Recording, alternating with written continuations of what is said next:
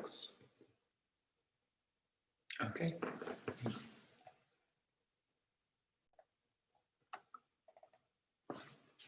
Okay, Good. so welcome to the ultimate session. And in the previous one, we were looking at section 7 of the Bodhichitta practice. So we dissolved everything away into the blue sky. And amongst many other messages that we can take from that is this sense that nothing is quite as real, and therefore we shouldn't take things quite as heavily as we tend to. But, we can approach life with a light touch. Life is flowing along, we really can flow along with it. And in that last session, we also explored a bit more about empathy and that whole area of skillfully identifying and empathizing in a way that's beneficial for us and doesn't end up weighing us down. So now we're going to go on to the final section and explore it a little bit, and then we'll do a short meditation. And I think one or two of the community is going to come and join us at the end, so we'll have a chance to thank them on your behalf for hosting us and for all that they've done. But first off, let's look at the last section. Section 8. So it's just us with the blue sky now. And the blue sky fades away, and one sits absorbing the effects of the practice. Okay. If one wishes, one may conclude by expressing any spontaneous words of prayer or dedication. So that seems quite simple. We dedicate the merits in whatever way we want to do. But Parami, in her discussions with Bhante, and I wasn't there, and so I'm just going to be paraphrasing little bits that I've heard from Parami. She said that Bhante felt that the practice almost built up to this point, and that this dedication at the end was an emphasizing of the Bodhisattva vow. And as I said, not having had the chance to have a very full discussion with Parami about it, I don't know exactly what she understood, and I don't know what Bhante said. So my take on it, for what that's worth, is that I would guess that we're moving here, particularly from the wishing aspect of things to the engaging aspect of things. So I think there are probably two things going on. Firstly, yes, we've done the whole practice. We've had, if you like, this vision of the refuge. We've had a vision of the suffering of the world. We've had a taste of how bringing the refuge into relation with that suffering can transform it. We've imaginatively seen and felt that happen. So, if you like, sort of feeling into that, feeling the effects of that, feeling the message of that, all of that experience that we've just been through can sort of boil down into a renewed commitment to the altruistic aspect of our going for refuge. It's like we just boil down the last 40 minutes or however long of the practice into something that's quite simple and heartfelt that we take with us, which is, it's like further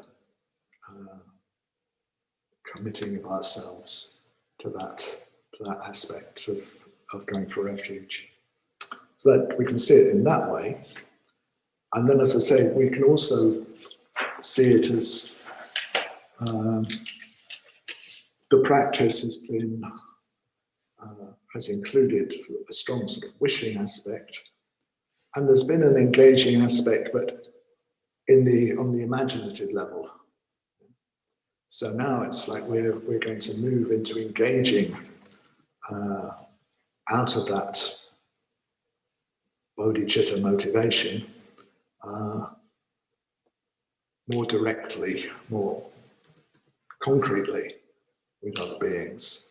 So it's as if we have to make that change of gear from, we have to carry the force of the Bodhicitta practice into our everyday life, which in ways is a part of the sort of engaging aspect of it. And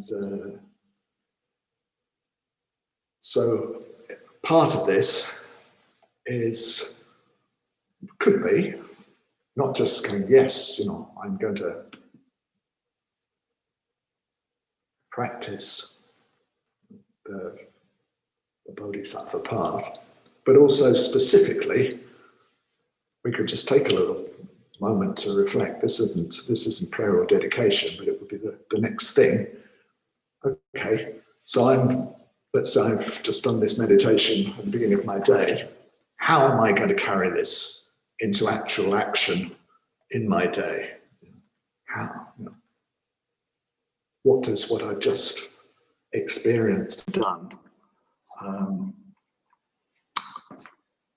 How do I take that, the lessons of that and the momentum of that into the specific situations that I'm engaged with? So what specifically are we going to do? How am I going to express some generosity? What opportunities are there in the course of the day? Are there any areas where I'll need to look after my ethics? Is there anyone I'm going to meet or any situations that I'm going to meet where I might need to practice patience? Where am I likely to need to find some sort of energy to kind of carry me through so that I'm still operating from that Dharma inspiration? How do I keep in touch with some kind of meditative quality to my life? And is there any way that I can be reminded of the ungraspable nature of things? Is there any way that I can remind myself that life is flowing? And that I need to have a light touch in relation to it, or whatever those questions are for you. So I'll just kind of use the perfections there as a kind of little checklist. Might not do it like that, but yes, what are the possible opportunities and what are the possible threats or things which might knock me off course? So we bring our aspiration, the momentum of our feeling for the refuge and for living beings into concrete action.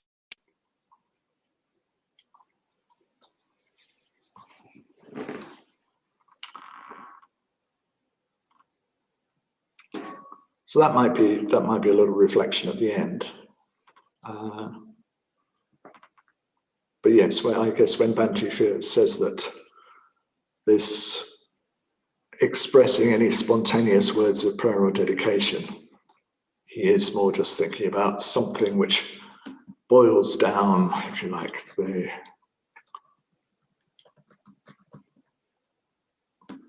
feeling for bodhicitta, the longing for that to impact on the world, on our lives and the lives of others we come in contact with, but even wider than that. So It's interesting because in a lot of situations over the years, Bhante would talk about the Bodhisattva vow, and he'd talk about the Bodhi heart and Bodhicitta. But often he was, let's say, very cautious about people thinking of themselves as bodhisattvas. And I think there are a couple of possible reasons for that. For many years, he had a lot of very new kind of students who really didn't know much Dharma, hadn't got very far down the path, and tended to take things in an ungrounded, unrealistic way. I know I was one of them. So, yeah, I think he was always wary of people feeling that they were practicing on some high level when actually they really were, not far off the starting blocks. Yes, he didn't think it was helpful for people to kind of give themselves airs and feel, oh yes, I'm practicing the perfections of the Bodhisattva. When yes, the perfections of the Bodhisattva are deep and wonderful.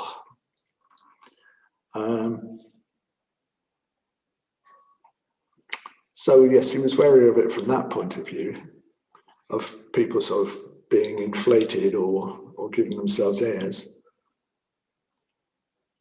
But we can also, if we think of ourselves in those terms, we can also sometimes find it difficult, not if we're getting very full of ourselves, I'm a bodhisattva, but actually if our esteem and self-worth are a bit low.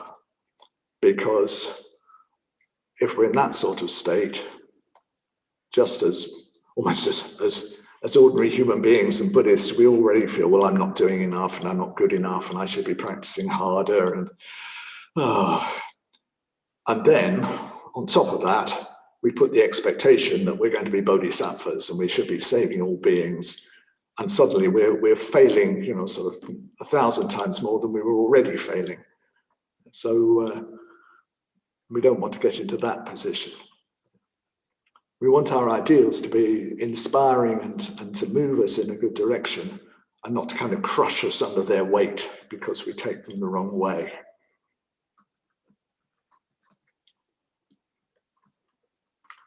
So, so Bhante was wary of individuals, thinking of, I am a bodhisattva. And yet, at the same time, there were a handful of people to whom he did give bodhisattva vows. And so it's not like nobody should ever think of themselves as a bodhisattva. In some way, we have to feel, if we're on the path to awakening and we're not just practicing for ourselves, but with that great aspiration and that wish that it really benefit other beings, and we'll just keep practicing and helping. We're certainly very connected with Bodhicitta. So don't want to rule anything out completely. But at the same time, yes, the main way in which Bhante talked about it, as we know, is more in terms of the order collectively constituting a bodhisattva. And even more if you like, the force that he certainly felt kind of started the order through him, and which still is driving the order forwards to deeper and deeper practice. That force was the force of the bodhisattva. That was bodhicitta. So through our connection with one another, and through our connection with Bhante and his teachers, and that whole lineage of people who devoted themselves to the welfare of the world, we're participating in Bodhicitta. We're participating in the Bodhisattva path, the Bodhisattva play.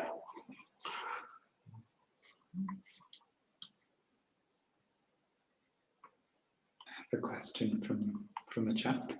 Yeah, okay. Is there anyone who took the Bodhisattva vow who's still in the order? Yes.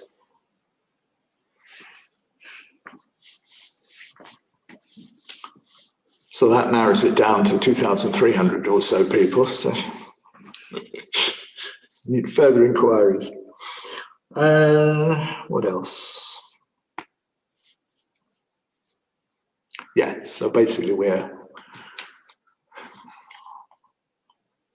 doing what we can as individuals, but very much in association with one another, adding our energy to that wave of bodhicitta that's for the good of the world. And I think if we see it in those terms, then we come closer to things, because it's not as if we are alone and separate, and it's not, we have to take responsibility for ourselves. But when we've been looking this week in terms of who are we practicing with,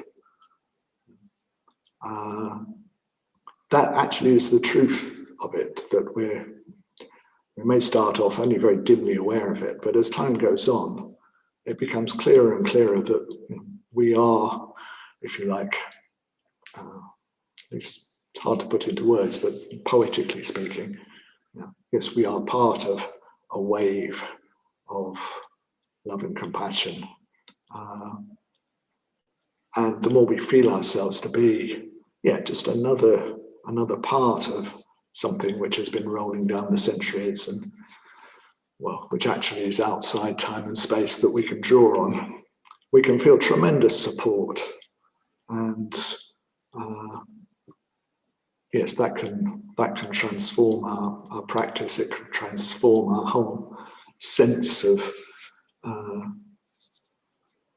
what practicing the altruistic dimension of going for refuge involves. Yes, we can derive great confidence, great support, great inspiration, and relax more in ourselves, actually, knowing that, we're practicing in concert with so many other beings. So we do what we can do, but we're not doing it in isolation. Actually, we're never in isolation, but that comes more from the wisdom aspect of things.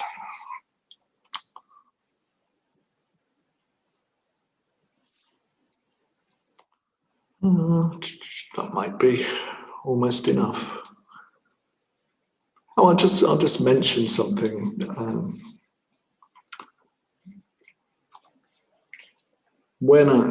Years ago, when it was probably when I was overall order convener, which is quite a long time ago now. I remember having a particular discussion with Bhante about Bodhisattva vows, and yes, he was responding in terms of to something super individual and more something that as an order as a whole we could think of taking on. And so he was saying, well, so we could, on large order gatherings like order conventions, we could recite the vows together. And it was done once, I think, on an order convention. I remember Kamalashila leading it. But it's one of those things which I still sort of just comes and sort of tugs at my shoulder every now and again, saying, maybe that could be something we could do from time to time. And so Bhante usually, if he was talking about the Bodhisattva vows, he would, there are different expressions of those, different ways to take them. So he would tend to talk in terms of the 4 great vows that you get in Far Eastern Buddhism. However innumerable beings are, I vow to save them. However inexhaustible the passions are, I vow to extinguish them. However immeasurable the dharmas are, I vow to master them. However incomparable the Buddha truth is, I vow to attain it. So that was the version that he'd kind of taken in and tended to quote if he was talking in those terms.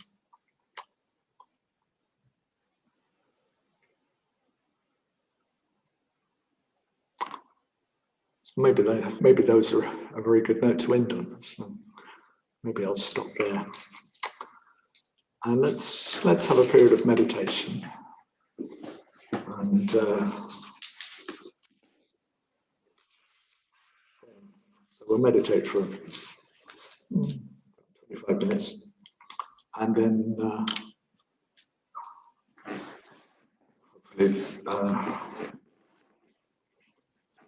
to the Bodhisattva community, apart from Sadaloka, who's always here,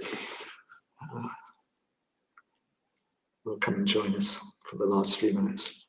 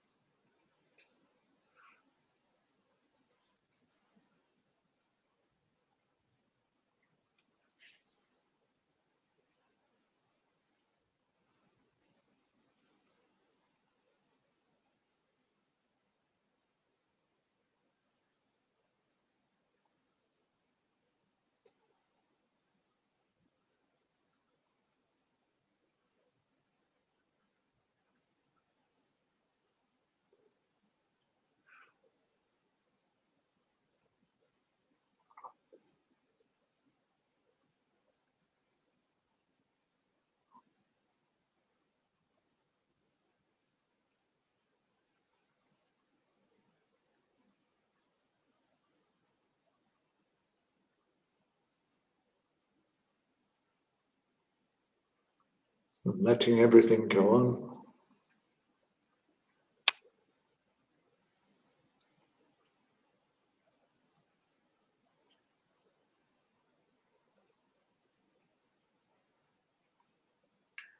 Maybe there doesn't even have to be anyone who's letting things go on.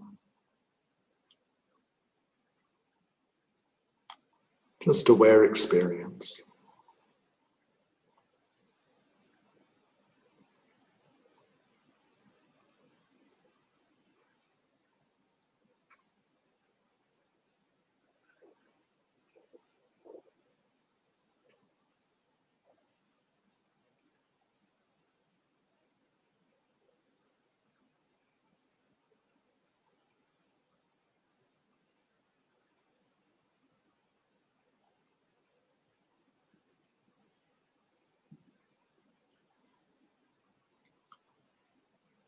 Now relaxing into the ground.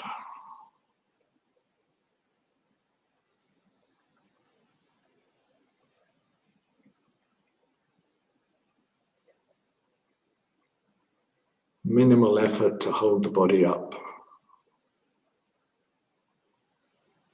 Otherwise, really letting go.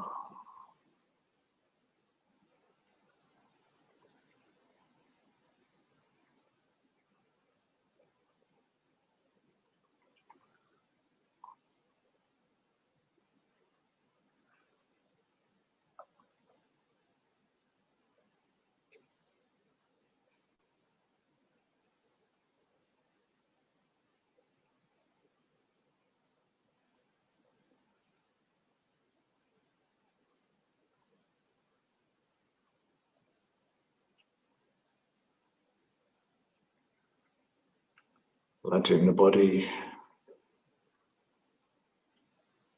rise up towards the sky.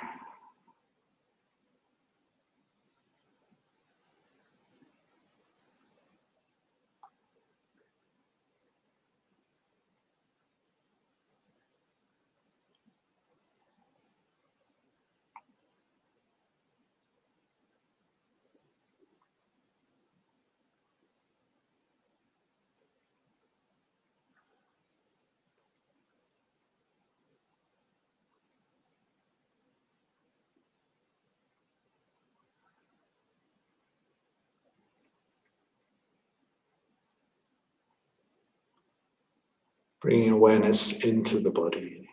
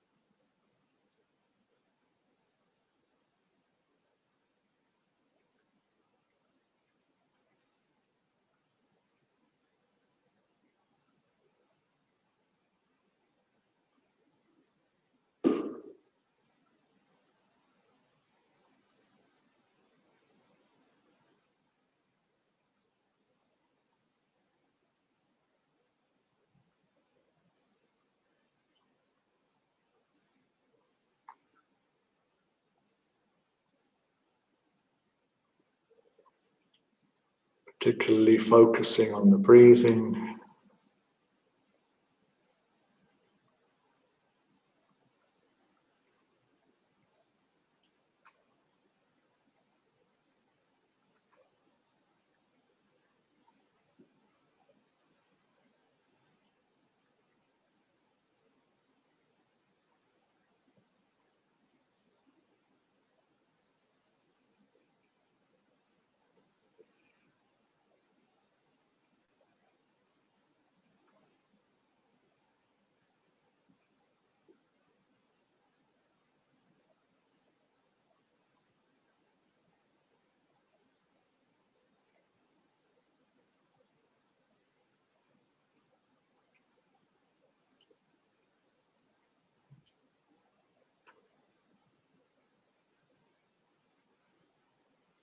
Now being aware,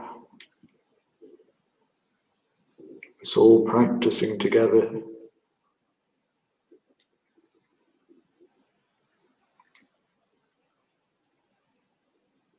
All of us breathing together.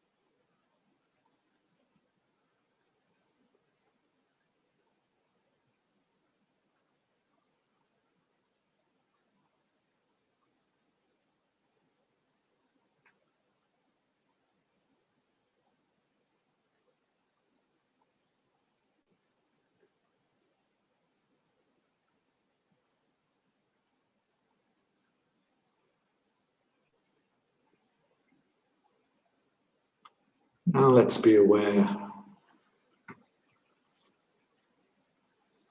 of the refuge,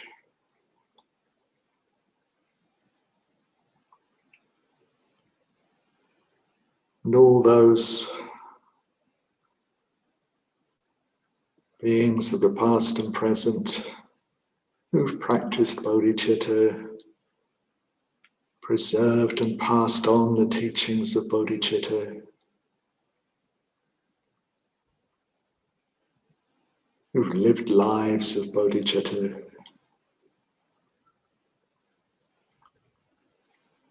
down through the Buddhist tradition,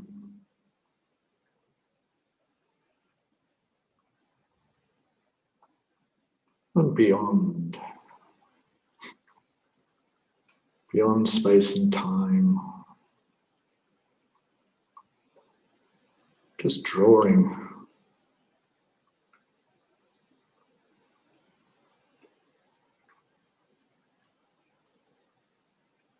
on that whole mass of love and compassion and wisdom, and breathing it in.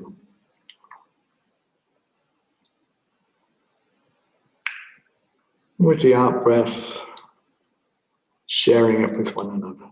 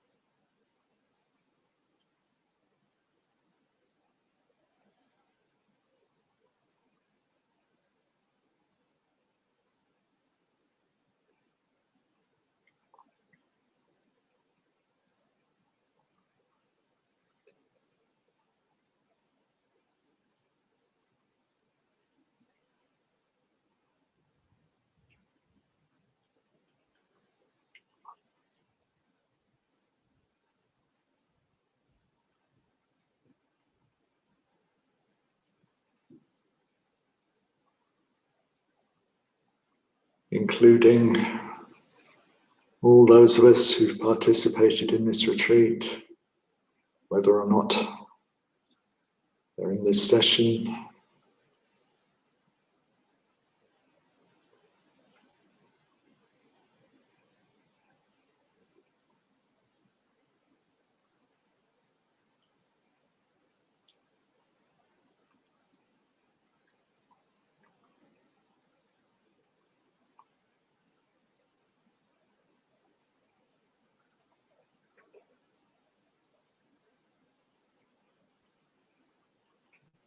anyone who participates in the future by watching the recording.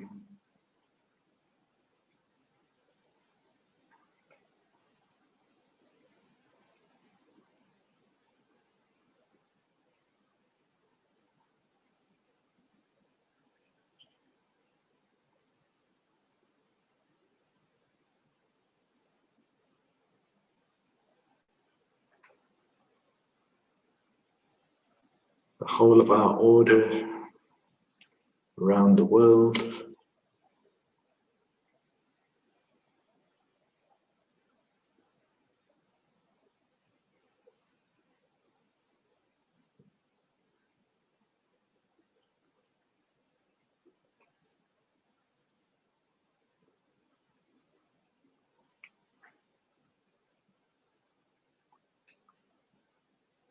and everyone associated with us.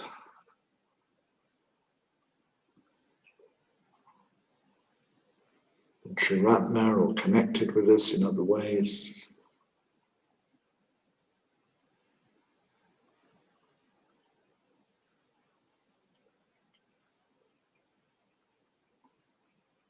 It's being a channel for these bodhicitta qualities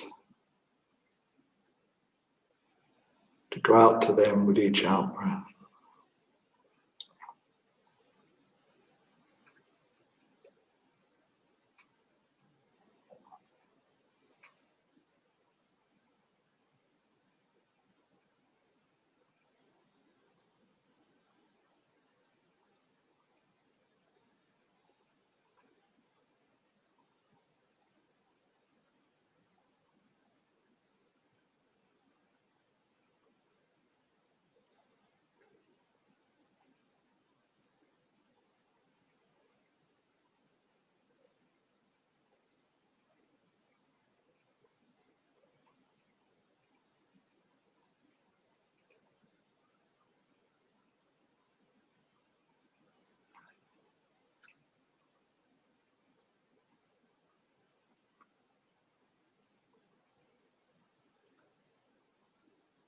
Letting those qualities go out further and further.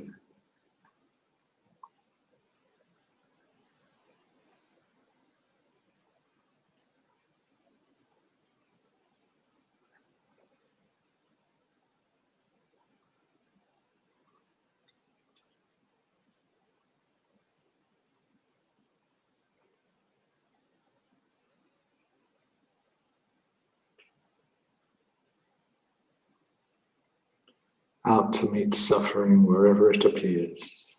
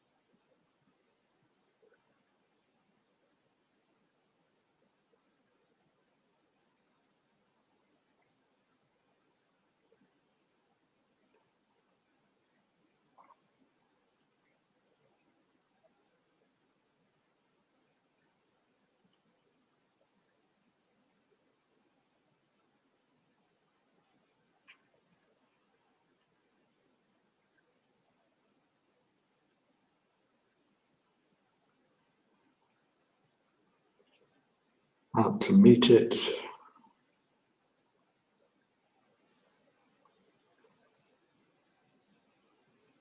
Transform it.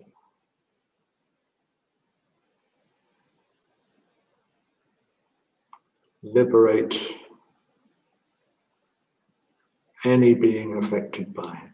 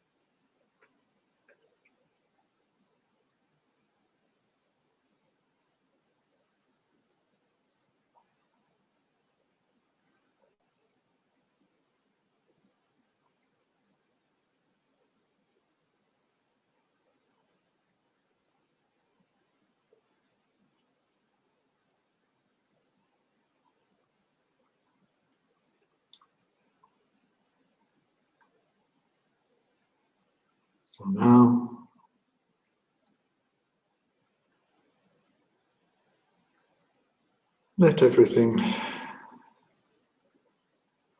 dissolve away. We don't dissolve the qualities.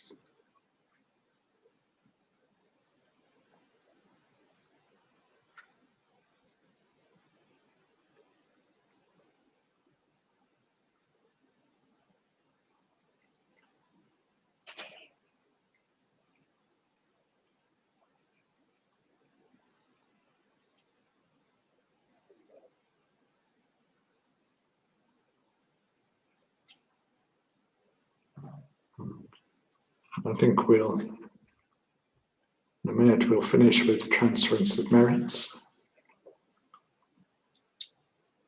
But first, let's just feel into ourselves, see if there are any spontaneous words of prayer or dedication that are there at the end of the meditation, at the end of the retreat.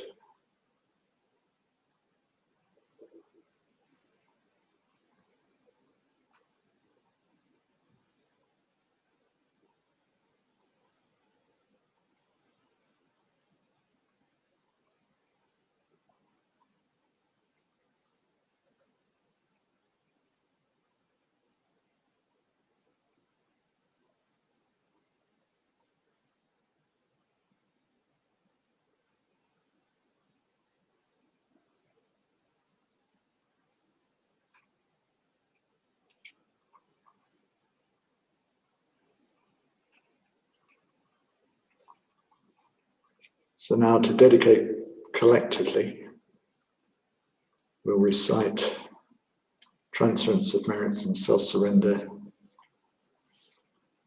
So I'll do it in call and response, and those of us in the room here can respond, so it gives us all a sense of timing of it. May the merit gained May the merit gained in my acting thus go to the alleviation of the suffering of all beings. Go to the alleviation of the suffering of all beings. My personality throughout my existences. My personality throughout my existences. My possessions. My possessions. And my merit in all three ways. And my merit in all three ways. I give up without regard to myself. I give up without regard to myself. For the benefit of all beings. For the benefit of all beings. Just as the earth and other elements. Just as the earth and other elements. Are serviceable in many ways. Are serviceable in many ways. To the infinite number of beings. To the infinite number of beings. Inhabiting limitless space. Inhabiting limitless space. So may I become. So may I become. That which maintains all beings. That which maintains all beings. Situated throughout space. Situated throughout space. So long as all have not attained. So long as all have not attained. To peace. To peace.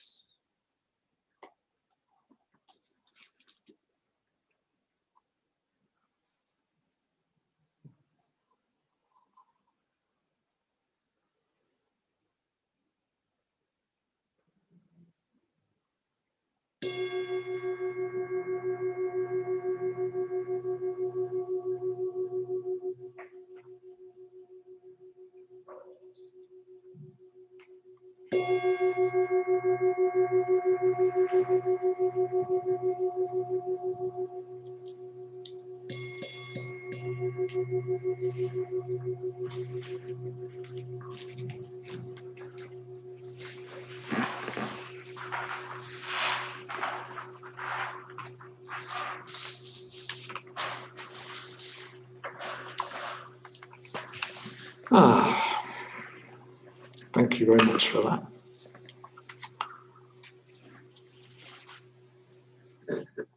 So, talking of thanks,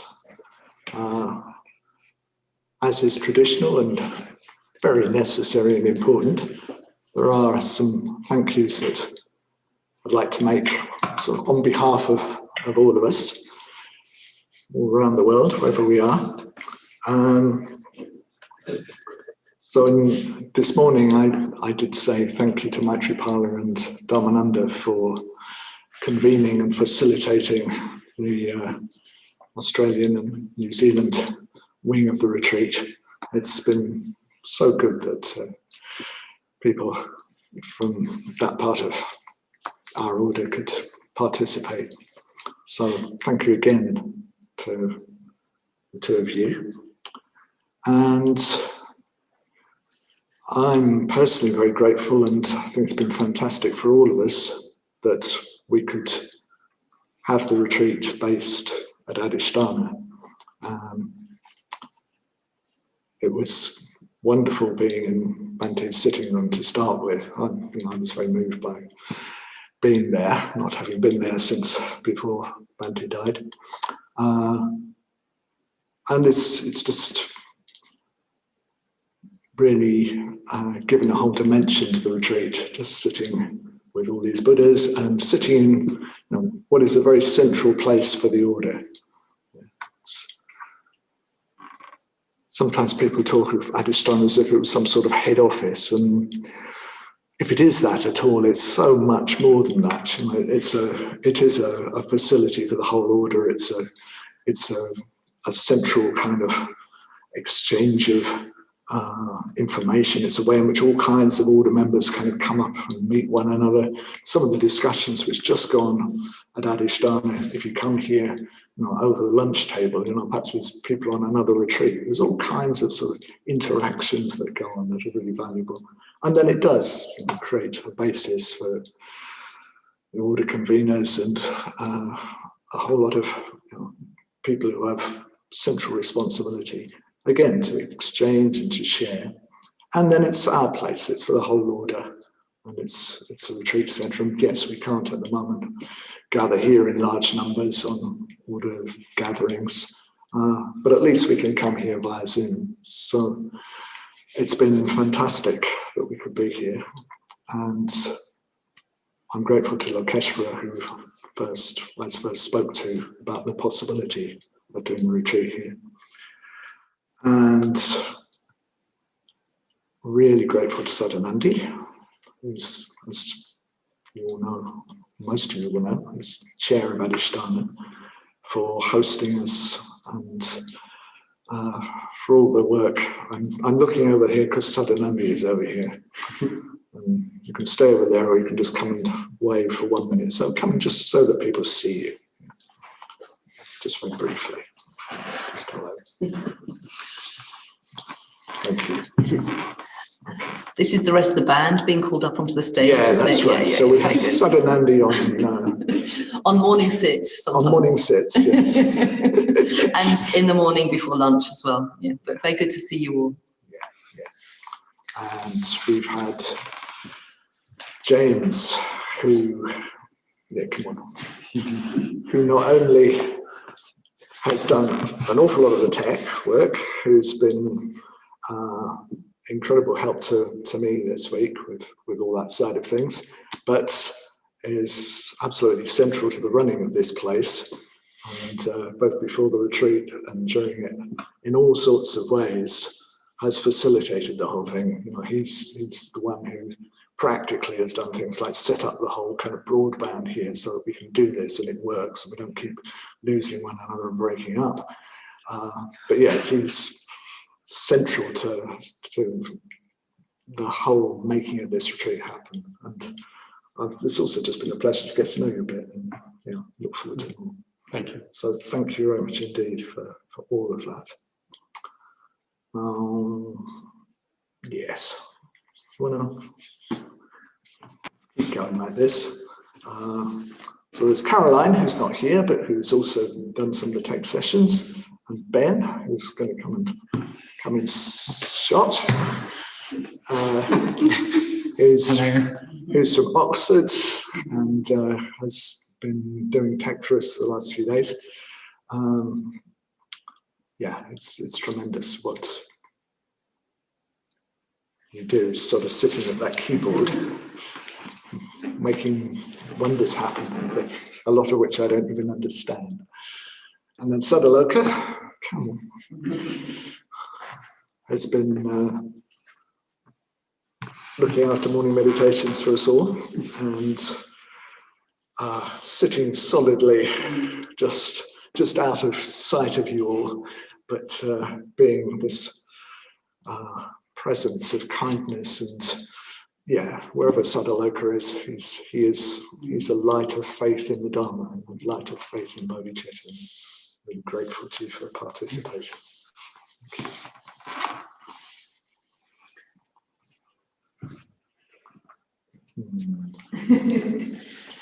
Shall I say thank you to you? Oh, go on, yes.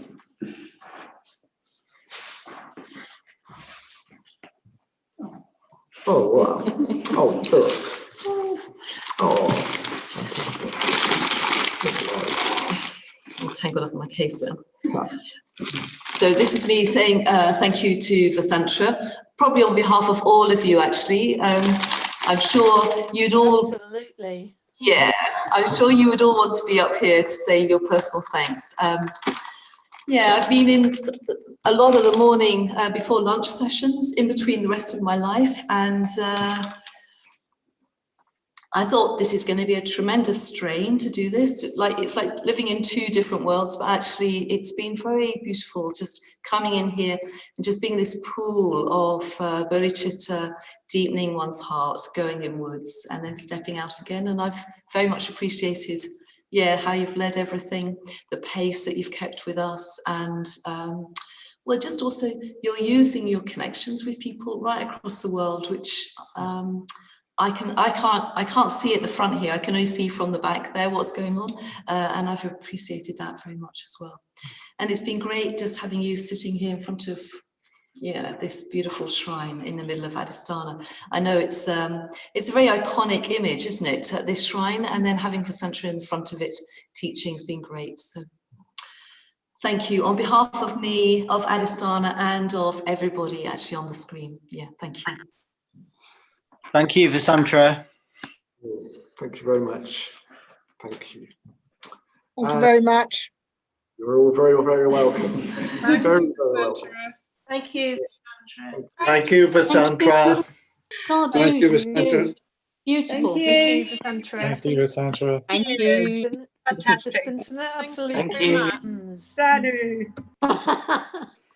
Thank you to all of you. Thank to all of you, for Vessantara. giving up these 6 days and participating in this and practicing. And thank you for practicing the Dharma, wanting to practice Bodhicitta. Yeah, really, really, really thank you. And thank you for all the personal messages and questions. Sorry to those of you whose questions I didn't answer. If I have some time in the next few days, I might, but there are no guarantees because life goes on. But it's all fed into the teaching. And I've really actually loved being in contact with all of you. I've hardly done any teaching for about a year now. Hardly done anything. This is only the second Zoom retreat I've led, which is part of the reason why it hasn't been very interactive, because I haven't quite got my bearings yet, but also it's felt like there's a lot to unpack. This practice we've been given as a treasure. It's incredibly rich. Yes, I've really loved it. I will mention that I'm thinking of doing another retreat, because I wasn't, but having enjoyed this one. If I do one, Fantastic. thank you. If I do one anytime soon, it will be from the 7th to the 12th of November. So that's where you will look at me. I can't do that week. But I'll just throw those dates out there. And yeah, if something firms up, whether it's at Adhisthana or whether I do something on, secret highest tantra or something or other that doesn't quite fit here, well, it may just be in my living room nearby. Yeah, so that's that. And what else to say? That's probably about it. Oh yeah, and I'm really pleased. I don't know what the final. Well, hopefully we haven't got to the final figure of dana, but whatever we've reached.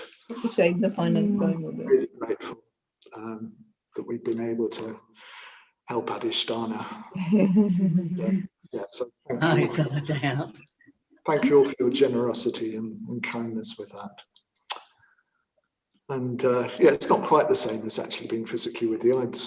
There's so many of you some of you I don't know who I would have liked to have got to know more, and lots of you who I do know who I would have liked to have given a hug to, gone for a walk with, caught up with, probably done the meditation review. I'm wondering why I'm not feeling as tired as I normally do on a retreat, and that's because usually I try and fit all that in as well.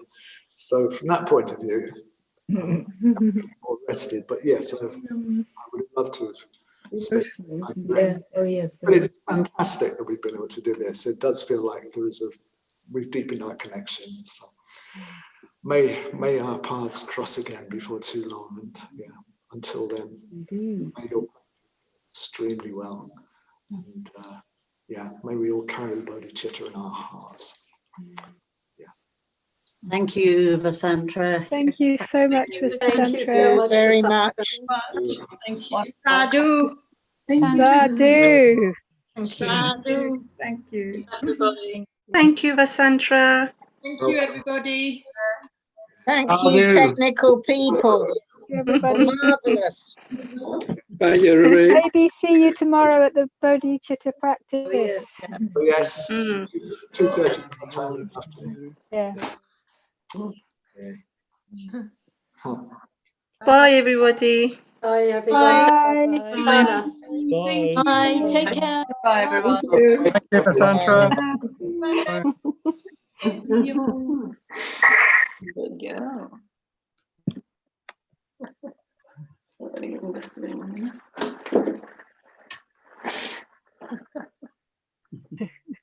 You're on the screen? Yeah. Oh, yeah. Oh, great.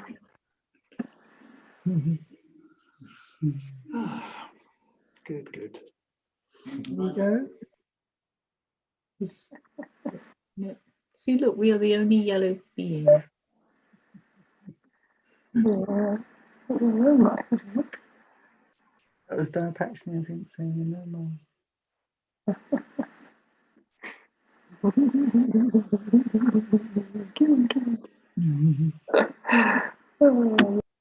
Very, very big now. You've got to wave at Darpaxton. She's waving at you. Hello, Darpaxton.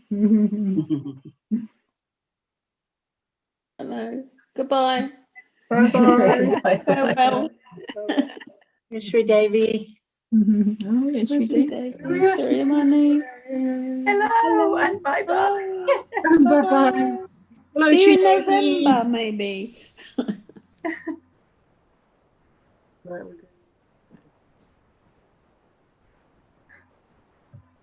Is that it? Yeah. Everyone's going there. Bye.